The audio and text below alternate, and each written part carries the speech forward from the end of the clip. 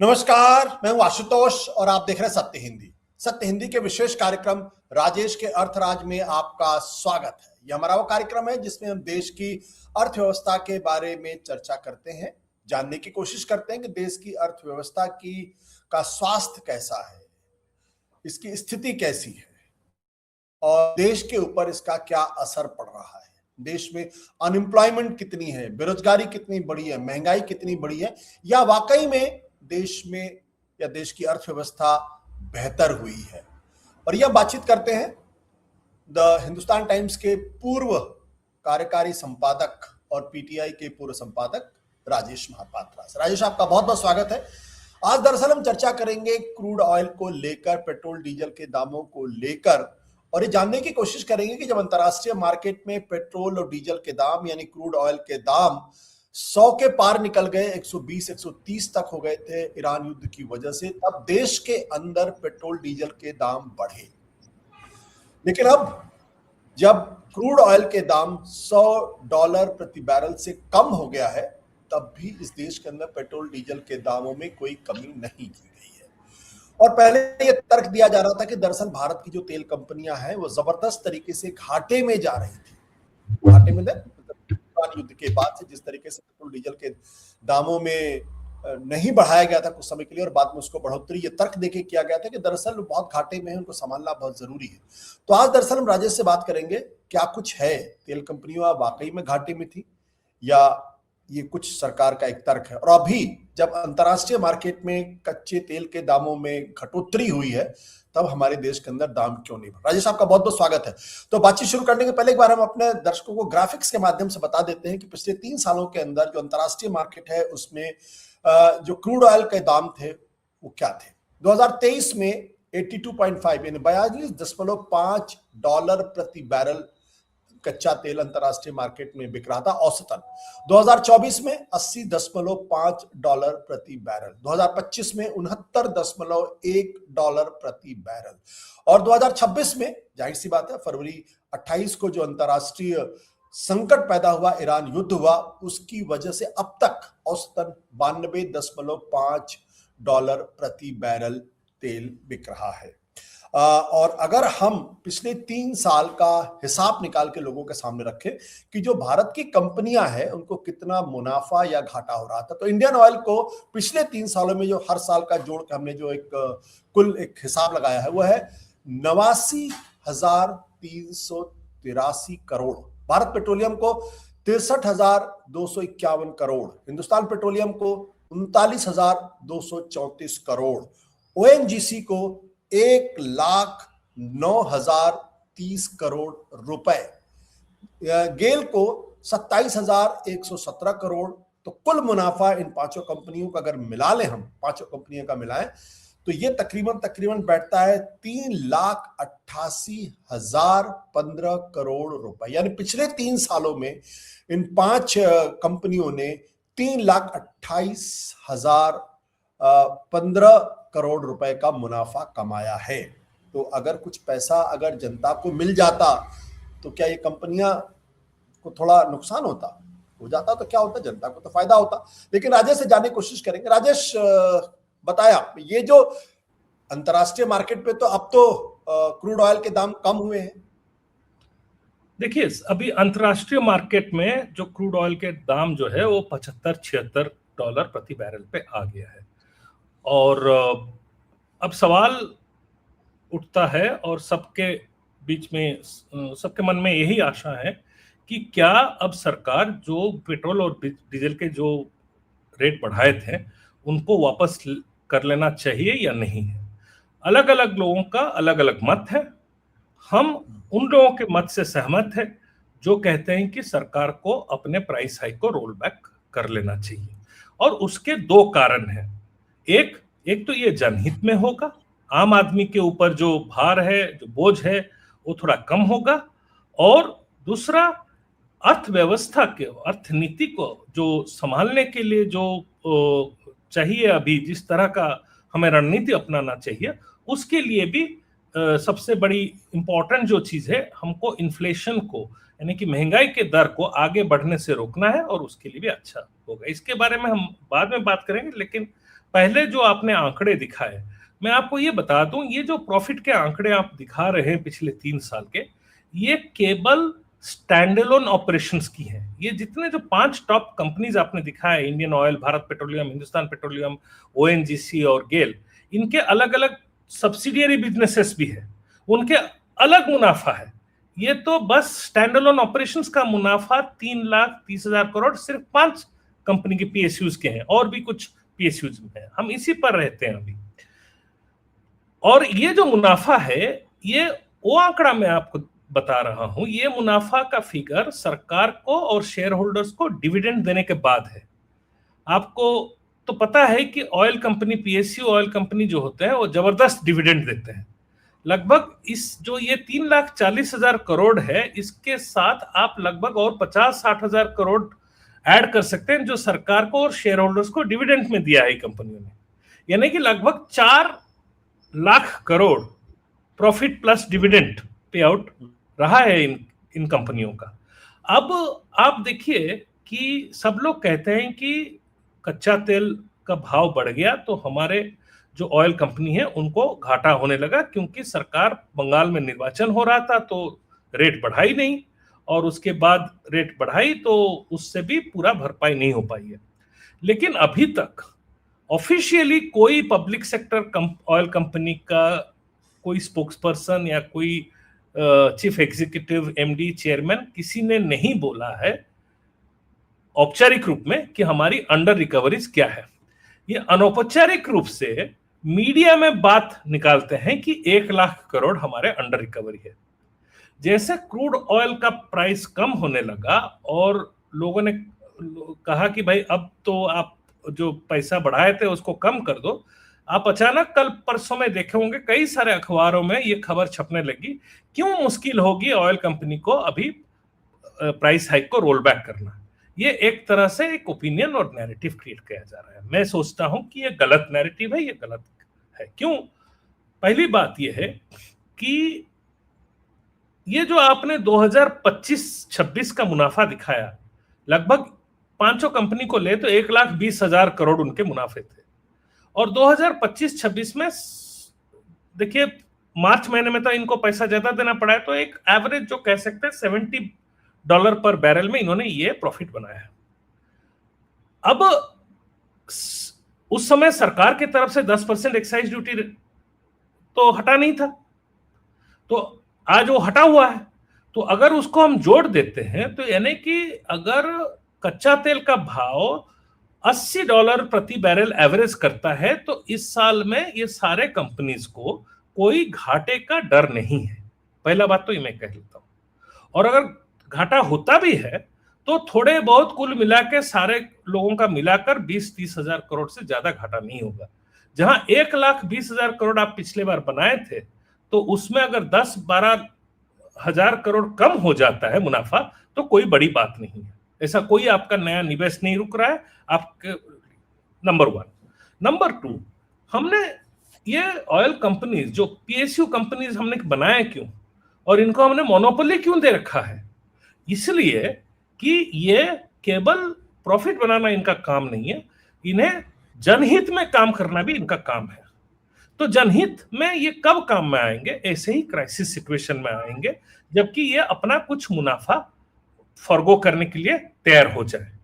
तो इनको अगर हम प्राइवेट कंपनी के तरफ हम कहेंगे कि नहीं इनका प्रॉफिट बरकरार रहे, तो फिर हमने ये पीएसयू बनाए क्यों? ये तो प्राइवेट कंपनी नहीं है, ये जनहित में, तो इनको इसीलिए हमने पीएसयू बनाया है। उन्हें हमें बहुत कंसेशंस देते हैं, हम उनको मोनोपोली दे रखा है ऑयल मार्केटिंग में, इसीलिए ना कि वो साथ साथ एक larger social cause, larger economic cause के लिए भी समय समय पर काम करें। तो ये 2 आर्गुमेंट मेरा है, और इसीलिए मैं चाहता हूं कि मेरा मानना यह है कि अभी देखिए, कल को अगर प्राइस बढ़ जाए तो कल को कल देखा जाएगा, लेकिन ज्यादातर मार्केट एनालिस्ट का यह मानना है कि अगला 12 महीने में कच्चा तेल का भाव वो एक्सपेक्ट कर रहे हैं कि एवरेज करेगा $80 प्रति बैरल। अगर $80 प्रति बैरल अगर एवरेज करेगा तो हमारे कंपनियों का मुनाफा में कोई कमी नहीं होगी अगर वो पहले प्री वार लेवल पेट्रोल और डीजल प्राइस पे चले जाए, क्योंकि सरकार ने 10% छूट भी दे रखा है एक्साइज ड्यूटीज का।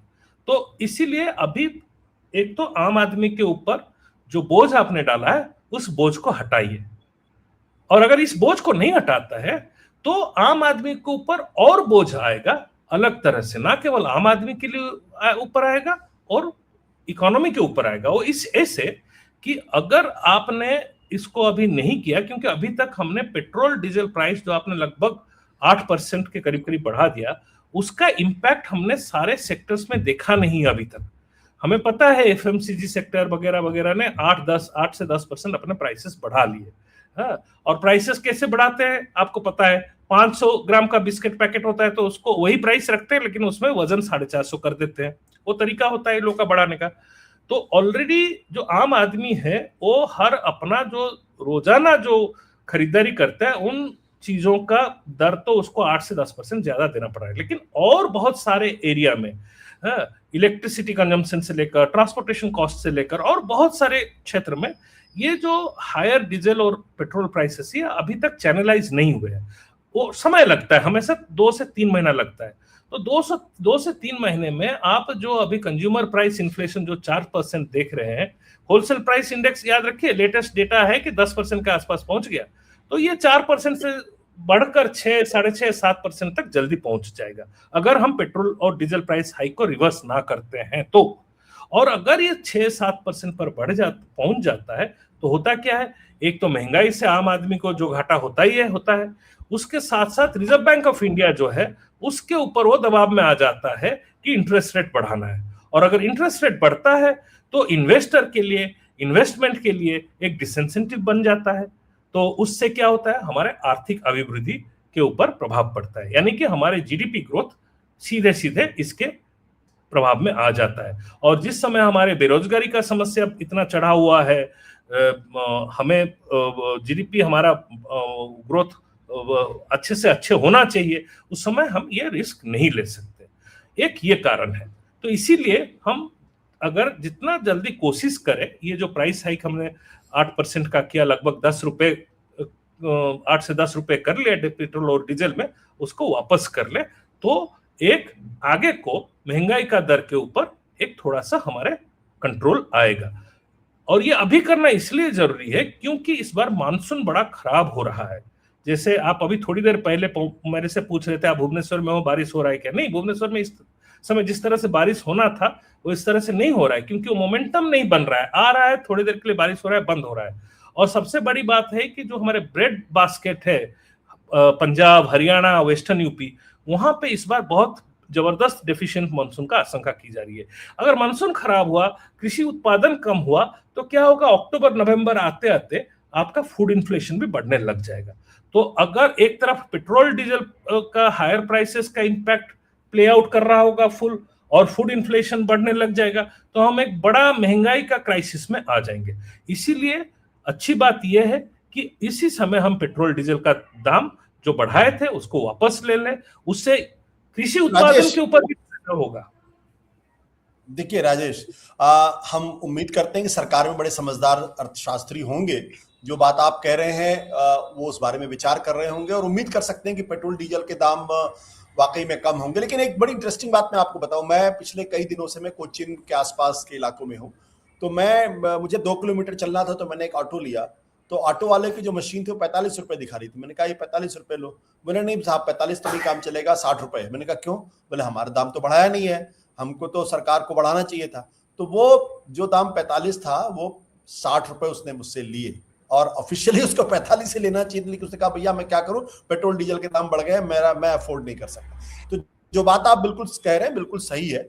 और एक चीज और इंपॉर्टेंट बात यह है कि इस वक्त जो मानसून की बात कर रहे हैं, मैं केरला में हूं तो यहां भी बारिश हो रही है, लेकिन लोग ये बार बार कह रहे हैं कि जितनी बारिश हर साल होती थी उतनी बारिश यहाँ नहीं हो रही थी। यानी जो बास्केट स्टेट्स उनका ही प्रॉब्लम नहीं है, ये केरला की भी प्रॉब्लम है, जहां इस वक्त जबरदस्त तरीके से मानसून होना चाहिए। अब मेरा सवाल इस बात को लेकर ये है कि जब अंतरराष्ट्रीय मार्केट में क्रूड ऑयल के दाम $70 पर बैरल के हिसाब से हैं, या 75 भी मान लीजिए, थोड़े बहुत, तो सरकार को पेट्रोल डीजल के दाम कम करने में क्या दिक्कत है? और विद अ राइडर कि अब तो ईरान के ऊपर से भी प्रतिबंध लगभग 60 दिन का हट गया है, तो वो भी अपना जो क्रूड ऑयल है उसको भी बेच सकते हैं। तो एक तरीके से ग्लोबली मुझे लगता है कि $70 पर बैरल से कम भी हो सकता है क्रूड ऑयल के दाम। भारत सरकार क्यों नहीं कम कर रही? मतलब ये जिद क्यों है? और पिछले बार भी आया कि जब $30 पर बैरल था तब भी हम ₹90 या ₹80 या ₹85 दे रहे थे। देखिए, हमने हर समय देखा है जब भी क्राइसिस हुआ है, खास करके इस सरकार के अंदर हमने देखा है, कोविड के समय में भी देखा है, क्राइसिस का जो सबसे बड़ा बोझ है वो आम आदमी के ऊपर ही डाल देते हैं। उसके बाद कहते हैं आप आत्मनिर्भर हो जाइए। दरअसल में ये हर क्राइसिस का फायदा उठाना चाहते हैं और अपने जो कॉन्स्टिट्यूएंट्स है, अपने इंटरेस्ट, जैसे मैंने कहा ना आपको, ये जो 3,30,000 मुनाफे जो है उसके अलावा कम से कम 50-60 हजार करोड़ तो डिविडेंड पेमेंट्स हुए हैं। उसमें सरकार को कम से कम 30-40 हजार डिविडेंड पेमेंट पिछले 3 साल में गए हैं। तो सरकार वो डिविडेंड थोड़ा सा क्यों नहीं छोड़ देती है? ठीक है, जनता के ऊपर बोझ कम हो जाए। लेकिन मैं सरकार को खाली जनता के हित के लिए नहीं बोल रहा हूं कि जनता के बोझ, मैं तो ये कह रहा हूं कि इकोनॉमिक्स के हिसाब से ये जरूरी है कि अब हम इन्फ्लेशन के ऊपर कंट्रोल रखें, और मैक्रो इकोनॉमिक कंपल्सन है कि हम अभी पेट्रोल डीजल प्राइस को आगे जाकर तुरंत जितना जल्दी हम इनको रिवर्स कर सके। और आपने जैसे कहा, विश्व बाजार में जैसे ऑयल एनालिस्ट वगैरह सब अंदाज लगा रहे हैं कि $80 ज्यादा से ज्यादा $80 प्रति बैरल होगा, क्योंकि उसके कारण जैसे आपने कहा अब ईरान के ऑयल मार्केट में आ जाएगा, रशिया के ऑयल मार्केट में आ जाएगा, क्योंकि ईरान के ऑयल को आप छोड़ देंगे, रशिया के ऑयल को रोक तो नहीं सकते। और अमेरिका भी खुद बहुत सारे ऑयल छोड़ने लगा है मार्केट में। और दूसरी तरफ चाइना का जो है, इस क्राइसिस के बाद एक नया तथ्य निकल के आया, चाइना ने इस बीच में अपना बड़ा जबरदस्त ट्रांजिशन करके ऑयल इंपोर्ट के ऊपर, ऑयल इंपोर्ट का जो डिमांड है चाइना का काफी कम हो गया है। तो इसीलिए चांसेस ये है कि अगर ये दोबारा ये युद्ध शुरू ना हो, कॉन्फ्लिक्ट शुरू ना हो, तो आपका ऑयल प्राइसेस काफी अच्छा खासा रेट पे, अफोर्डेबल रेट पे रहेंगे। और अगर वो $80 तक भी जाते हैं तब भी मैं कहता हूं ऑयल कंपनीज का मुनाफा रहेगा, क्योंकि आप देखिए 10% एक्साइज ड्यूटीज एग्जम्पशन दिया जा चुका है। तो इसीलिए जो $77 प्रति बैरल पे रेट होना चाहिए था, वही रेट $80 प्रति बैरल कंज्यूमर को देना चाहिए। और 77-70 पे तो आप युद्ध से पहले दे रहे थे वही रेट। तो इसलिए, और आप उसके ऊपर भी आप 1,20,000 करोड़ हमने 5 कंपनी का दिखाया। राजेश, सिंपल लॉजिक ये है कि सरकार ने जब पेट्रोल डीजल के दाम बढ़ाए तो उनका तर्क ये था कि अंतरराष्ट्रीय मार्केट में क्रूड ऑयल के दाम बढ़ गए, $120 भी हो गया। और हमारे पास जानकारी ये भी है कि हमने दरअसल इंडियन गवर्नमेंट ने $140 पर बैरल के हिसाब से भी कुछ खरीदारी की है। खास से जो रशियन ऑयल था उसको तो हमने बहुत महंगा, ज्यादा प्रीमियम। आशुतोष, अभी डेटा अवेलेबल हो गया है, $106 हमने एवरेज $106 दिया मई महीने में और $114 दिया अप्रैल महीने में। ये भी पता चल गया। ठीक है, तो पता चल गया। तो सवाल ये कि जब आप $100 के पर बैरल से ज्यादा क्रूड ऑयल जब आप खरीद रहे थे, इंपोर्ट कर रहे थे, तब आपने दाम बढ़ाए। अब अगर क्रूड ऑयल के दाम कम हो गए अंतरराष्ट्रीय मार्केट में, तो लॉजिक ये कहता है यहां भी कम कर दो पेट्रोल डीजल के दाम, क्यों नहीं कर रहे? ये सवाल है। मैं आपसे सहमत हूं, ये बात एकदम सहमत हूं। लेकिन एक और चीज के ऊपर मैं टच करना चाह रहा था कि हमें और भी, एक तो ये हमें कम करना चाहिए, दूसरा चीज जो है, इस क्राइसिस से हमने क्या सीखा है उसके ऊपर भी चर्चा होना चाहिए। जो मैंने आपको अभी कहा, चाइना का ऑयल इंपोर्ट के डिमांड कम हो गया है, हमें कुछ सीखना चाहिए चाइना ने किस तरह से इलेक्ट्रिक मोबिलिटी पर गया है। अब हम यहाँ पर देख रहे हैं कि कुछ लोग बहुत जबरदस्त इसके बाद बात किए हैं कि इलेक्ट्रिक मोबिलिटी को बढ़ावा दिया जाए। तो इसमें मैं इसलिए बात पर टच करना चाहता हूं क्योंकि यहाँ पर भी हम गड़बड़ा रहे हैं बहुत बुरी तरह से। इलेक्ट्रिक मोबिलिटी, आप दिल्ली में रहते हैं, मैं कोच्चि में अभी आप गए हैं, मैं भुवनेश्वर में हूं, अभी मैं भी दिल्ली में रहता हूं। ये हर शहरों में आजकल आपको बड़े सारे ग्रीन नंबर प्लेट वाले गाड़ी, कार देखने को मिल रहे हैं। यानी कि पर्सनल ट्रैवल में इलेक्ट्रिक मोबिलिटी अच्छा खासा घुस रहा है, और वो सिर्फ शहरों में। लेकिन वो सोल्यूशन नहीं है। सोल्यूशन ये है कि हमारे जो बसेस हैं, हमारे जो ट्रक्स है, जो लॉन्ग रूट ट्रांसपोर्टेशन है, कमर्शियल ट्रांसपोर्टेशन है, वो इलेक्ट्रिक मोबिलिटी पे जाना चाहिए। और वो इसीलिए इलेक्ट्रिक मोबिलिटी पे जा नहीं रहे हैं क्योंकि हमने चार्जिंग इंफ्रास्ट्रक्चर नहीं बनाया है। हमने उनका परचेज को सब्सिडाइज नहीं किया है। हम कार खरीदने के ऊपर सब्सिडी दे रहे हैं, टैक्स सब्सिडी दे रहे हैं, लेकिन हम एक ट्रक या और कोई मिनी बस इस तरह के ट्रांसपोर्टेशन पे हम सब्सिडी नहीं दे रहे हैं, जबकि हमको वहां पर सब्सिडी कंसीडर करना चाहिए। उससे पहले चार्जिंग इंफ्रास्ट्रक्चर, हम चार्जिंग इंफ्रास्ट्रक्चर एकदम बना ही नहीं रहे हैं, तो इसीलिए सारे इलेक्ट्रिक व्हीकल्स हम उल्टा काम कर रहे हैं। हमें चार्जिंग इंफ्रास्ट्रक्चर को इंसेंटिवाइज करना चाहिए। जो कमर्शियल ट्रांसपोर्टेशन है उसको इलेक्ट्रिक मोबिलिटी पे जाने पर करना चाहिए, ना कि शहरों में आप और हम जैसे जो थोड़ा प्रीमियम देकर इलेक्ट्रिक व्हीकल ले सकते हैं उनके लिए सब्सिडी देना चाहिए। क्योंकि यहाँ देखिए सारे कार कंपनी का तो दबा के बिक रहा है और मिडिल क्लास बड़े खुश है इलेक्ट्रिक व्हीकल, वो भी बड़े शहरों की middle class, upper middle class कह सकते हैं, क्योंकि आजकल मिडिल क्लास भी इलेक्ट्रिक व्हीकल नहीं खरीद सकते। तो यही है कि पब्लिक ट्रांसपोर्टेशन को कैसे जल्द से जल्द हम इलेक्ट्रिक, अब ये प्रधानमंत्री ने एक बड़ा यहाँ पे जैसे होता है बड़ा अनाउंसमेंट कर दिया 2021-22 में, बजट में आया कि सारे राज्यों को पैसे दिए जाएंगे इलेक्ट्रिक बसेस के लिए, ठीक है, 25,000 करोड़ या ऐसे कुछ उसका एक अनाउंसमेंट हुआ था। आपको पता है 2024-25 तक 3 साल गुजर गए, उस स्कीम के अंदर एक बस नहीं खरीदी गई, क्योंकि पहले अनाउंसमेंट कर दिया बिना गाइडलाइंस बनाए, फिर उसके बाद गाइडलाइंस बनाए, और उस गाइडलाइंस के अंदर ऐसा है कि उसमें शायद स्टेट्स को भी कुछ डालना पड़ रहा है और कुछ चार्जिंग इंफ्रास्ट्रक्चर का फिजिबिलिटी देखना पड़ रहा है। इसलिए सिर्फ 4 स्टेट इसका सबसे ज्यादा फायदा उठाया है, कर्नाटका, तमिलनाडु, महाराष्ट्र और दिल्ली, क्योंकि यहां पर चार्जिंग इंफ्रास्ट्रक्चर अच्छा है। तो गरीब राज्यों में जहां चार्जिंग इंफ्रास्ट्रक्चर अच्छा नहीं है, ये पूरा केंद्र पैसा दे रहा है लेकिन वो उसका फायदा नहीं उठा पा रहे। तो देखिए किस तरह से हम लोगों का प्लानिंग हो रही है। तो मेरा कहना है कि इस क्राइसिस से हमें 2 चीजें समझना चाहिए कि एक तो गैस को हम क्लीन एनर्जी सोच के जिस तरह से बहुत जबरदस्त उस तरफ को मूव किए थे उसको हमें स्लो डाउन कर देना चाहिए, क्योंकि हमने इस क्राइसिस से देखा ना कि हमारे पास गैस है, ना कि गैस लंबे दिन तक स्टोर कर सकते हैं। इसीलिए हमारे को वो जो स्ट्रैटेजी हमने पिछले 10-15 साल से अपनाई थी वहां वापस जाना चाहिए थोड़ा बहुत।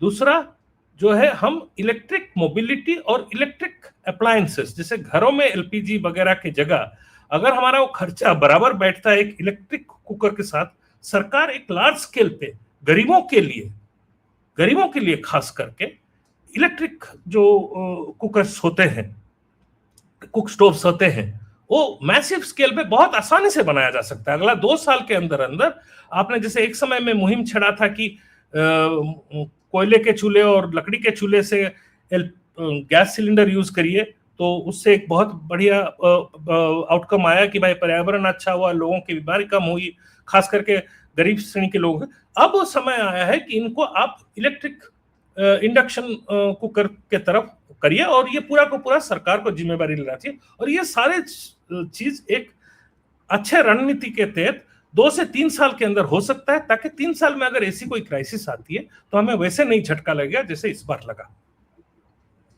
आप फिर कहने की युद्ध 3 साल में ईरान युद्ध जैसी कोई स्थिति पैदा हो जाएगी, कम से कम ऐसा तो मत बोलिए आप। नहीं, आपको हमने कहा है ना, आपको हमने कहा है ना, always wish for the best but prepare for the worst. Prepare for the worst. Rajesh ने बीच में दरअसल चाइना का उदाहरण दिया। चाइना ने 2 काम बहुत अच्छा किया। एक तो उन्होंने जो ऑयल पे जो उनकी डिपेंडेंसी थी उसको कम करने के लिए उन्होंने बड़े पैमाने पर स्टोरेज कैपेसिटी अपनी डेवलप की, और इस क्राइसिस में भी चाइना के अंदर कोई बहुत ज्यादा दिक्कत नहीं पैदा हुई। करीब 120 दिनों की स्टोरेज कैपेसिटी उनके पास। दूसरा, वो आज की तारीख में रिन्यूएबल एनर्जी के मामले में एक तरीके से कह सकते हैं वो वर्ल्ड में डोमिनेट करते हैं। जो इलेक्ट्रिक व्हीकल्स का सवाल है या ग्रीन एनर्जी का सवाल है, वो चाइना ने बहुत जबरदस्त तरीके से डेवलप किया। हम बार बार आत्मनिर्भर भारत की बात जरूर करते रहे, और बार बार हम अब जब बजट आता है तो ग्रीन एनर्जी और सोलर पैनल्स के बारे में बातचीत करते हैं, लेकिन हम उस गति से प्रगति नहीं कर पा रहे जिस तरीके से हमें करना चाहिए था। उम्मीद है कि राजेश की बातों को अगर सरकार सुन रही होगी या सरकार के जो सलाहकार सुन रहे होंगे तो कुछ इस पर इंप्लीमेंट करने की कोशिश करेंगे। वैसे ज्यादा उम्मीद मत करिए, क्योंकि यहाँ सिर्फ एक ही आदमी सोचता है, बाकी लोगों का काम है इंप्लीमेंट करना। बहुत बहुत शुक्रिया, धन्यवाद, नमस्कार।